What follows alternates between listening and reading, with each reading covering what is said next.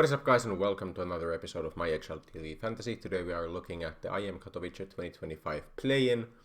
First off, my lineup for the Blast Bounty did not very well. Spirit did well, Zontix and Chopper of course winning the event, but Zaiwu and Messi were really not good. Messi kind of okay for his level, but like losing to Eternal Fire is definitely not ideal. In retrospect, maybe it was better to gamble on G2. Just because they had the way easier opponent in Bet Boom and Nafani. Of course, we knew that it was going to be a negative 6-pointer. But 6 points and we move on. What can you do?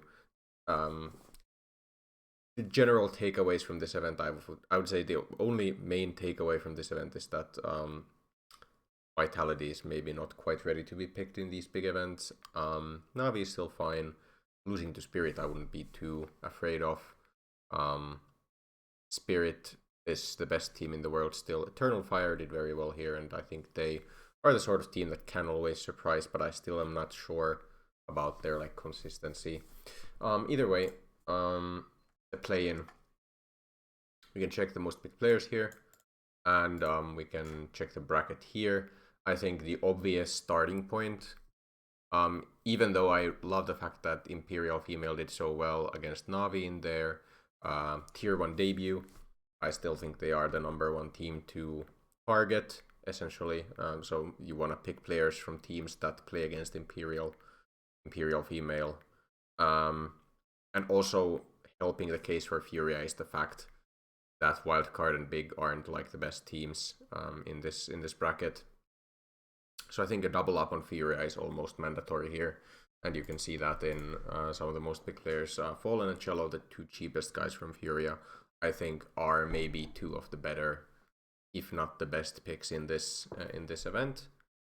Apart from that, this is obviously the hardest grouping of 4 teams. So Liquid Heroic could go either way. I think Liquid is the favorite. But we have seen that Heroic is actually very capable as a team. And yeah, I'm excited to see how they'll do. And then on the other side, there's Complexity versus Eternal Fire, which I think Eternal Fire should almost always win, and then they should also beat Liquid or Heroic currently, based on their form in Bounty.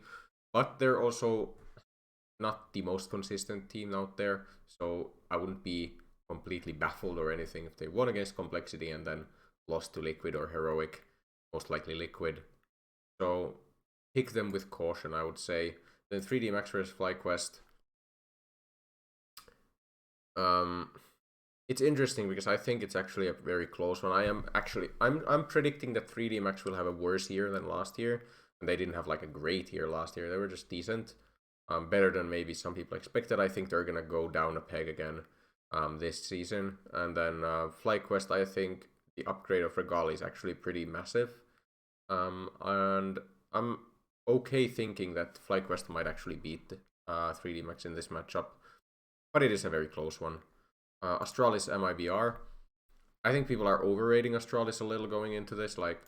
We saw some good things from them up until now, but I'm not 100% convinced in them still.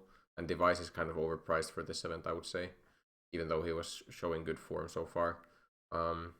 And just the fact that MIBR is actually very decent as a team, they definitely could win against Astralis, and that's probably a reason for me to avoid either Astralis or MIBR in this case. Pain VP, very close matchup again. I think there's a good amount of close matchups, which makes this pretty interesting. I think Pain, of course, looked pretty decent at Blast.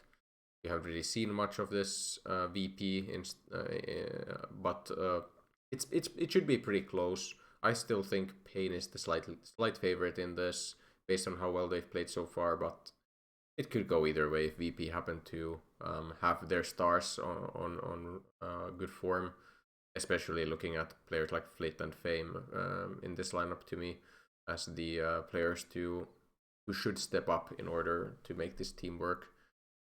So Gamer Legion, I'm not very excited by either of these teams. Gamer Legion, again, this organization is just run very well, so who knows, maybe this is next good team for them again, like with Rez and PR coming in. Rez I kind of respect as a player. PR I have no idea how he's gonna play. And then Saw is of course kind of hamstrung by the fact that they've lost a lot of their best players. So I have no expectations for Saw and some expectations for Gamer Legion, so I would probably put Gamer Legion ahead a bit. And then like Wildcard Big, I would say Big is favored to me. Like the wildcard ranking is a bit inflated due to the major. I still think Big, especially with these two changes they've made, bringing in QB and Hyped, I think they are gonna be a bit stronger than they used to be. Not like a lot stronger, but slightly stronger than with Searson and Rigon. But there's a lot of interesting potential picks here aside from Furia. That's like the main takeaway from this bracket. There's a lot of close matchups, and there's a lot of places where you could go wrong and a lot of places where you could go very right. And to me, the easiest team to pick apart from Furia is Eternal Fire here, just because they have one of the more lopsided matchups as well. Complexity's ranking is inflated by the fact that they used to have Elige and they used to have Floppy on this lineup, and I just don't expect a team with Nyx and Sexy, however you pronounce these guys' names. I don't know enough about them. I don't think they're going to be able to replace Elige at all. So I would say Eternal Fire have a very high chance of just running them over. So for me, it's the double up on Eternal Fire and Furia. Even though Eternal Fire could struggle a bit against Liquid or Heroic, I still think it's worth it to go with that strategy.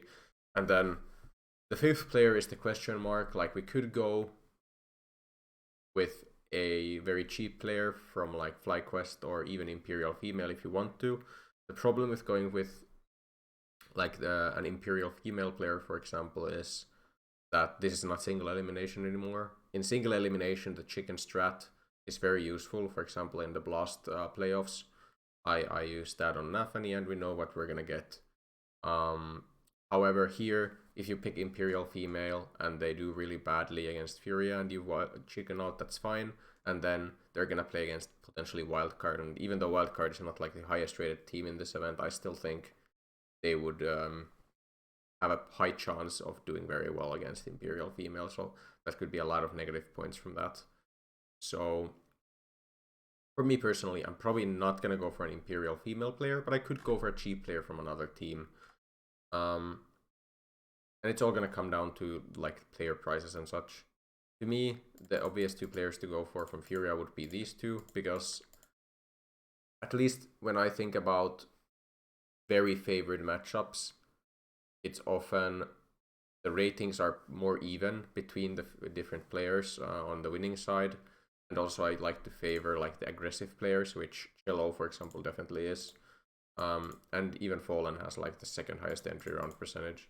So just makes a lot of sense to just rely on these two guys. But I wouldn't be mad at you for going for one of these more expensive players, because especially after the first round against like a Wildcard and Big, they're not going to be as reliable anymore. And then from Eternal Fire, like here the question mark is like Xantares is obviously really good and you'd want to go towards him. But he's extremely expensive. He's like donk levels of expensive, which is probably fair against this level of opposition, but I still don't feel comfortable enough going for him. I think Wycadia is the kind of player who definitely could be worth it, but he also has really bad performances sometimes, like sub 1.0 ratings.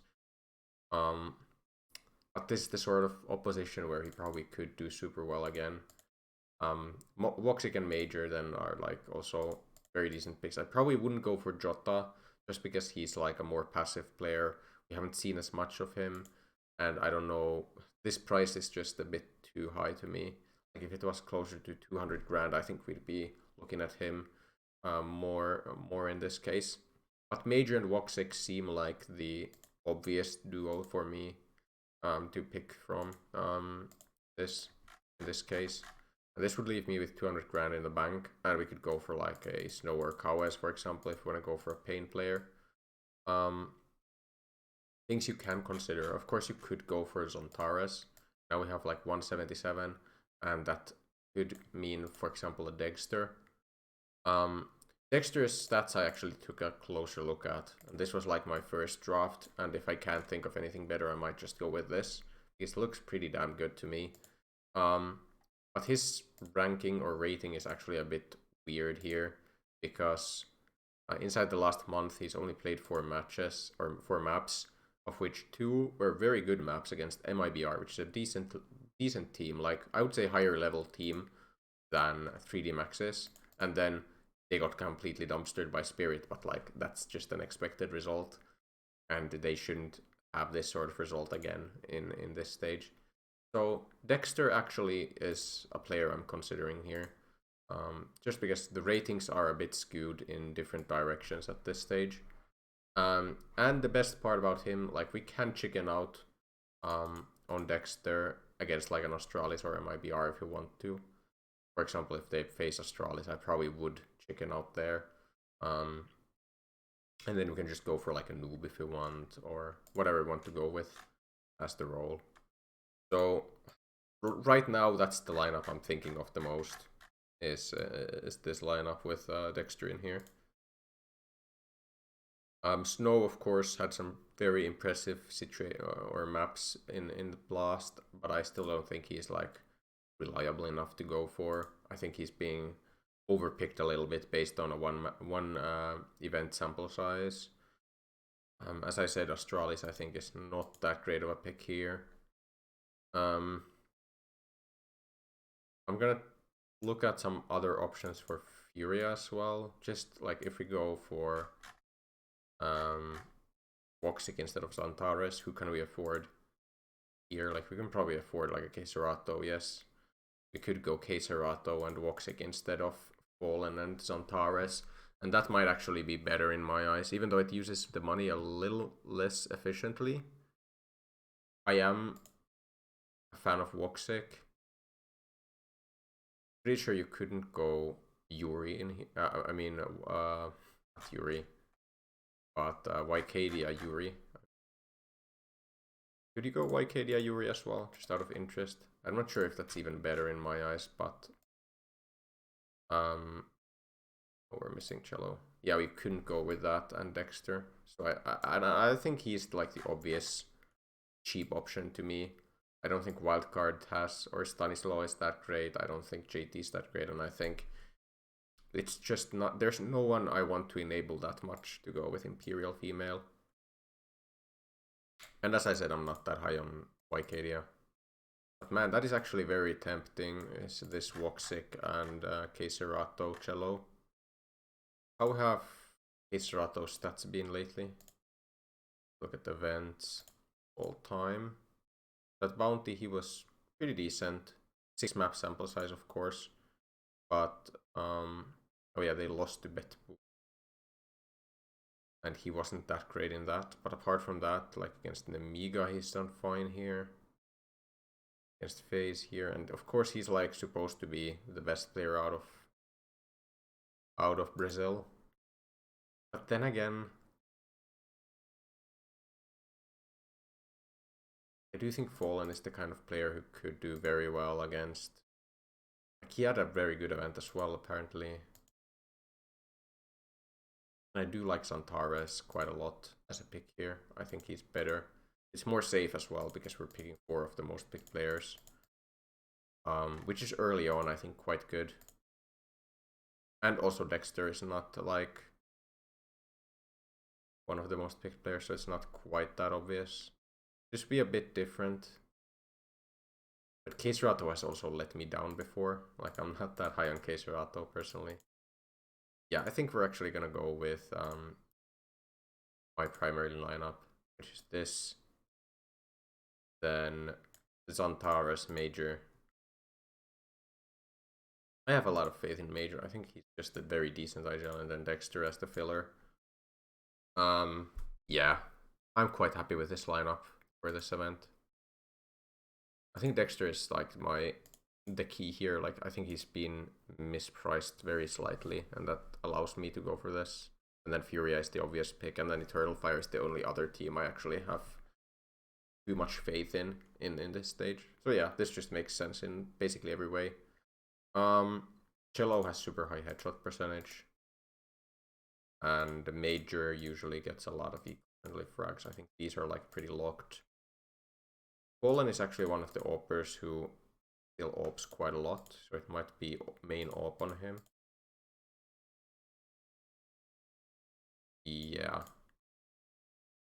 Yeah, it's just the best role for him. Not surprised by that. Then Xantares, probably something like this. 41-41, 51-46. Okay, so it's entry on him. That's like crazy actually. And then probably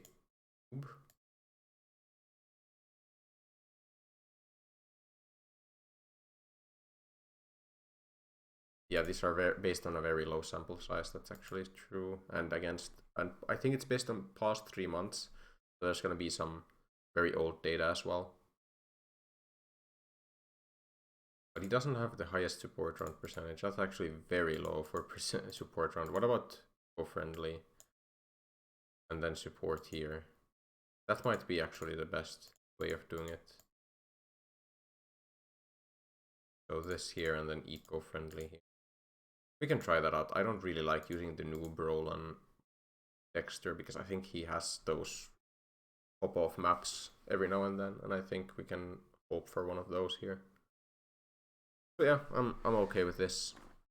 And then booster wise, is it best of ones? No, best of threes all the way. That's great. And double elimination. We can just use some of the best boosters quite early on. So KSD best user is Xantares. But then again, I would probably rather put it on Fallen against the Imperial female. That makes sense to me. What else works here?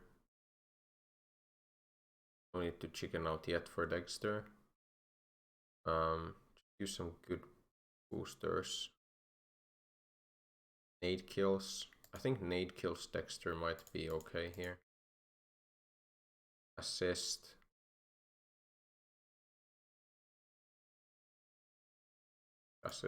Yeah, I think we go nade kills on Dexter. Cello. Major clutch. Avenger. Quad kill. Like we can probably use all of the boosters in this stage, I would assume. Let's say Cello quad kill against Imperial female. Xantares. He's gotta be the best pistol player. Or we can use that here, and then Major needs something.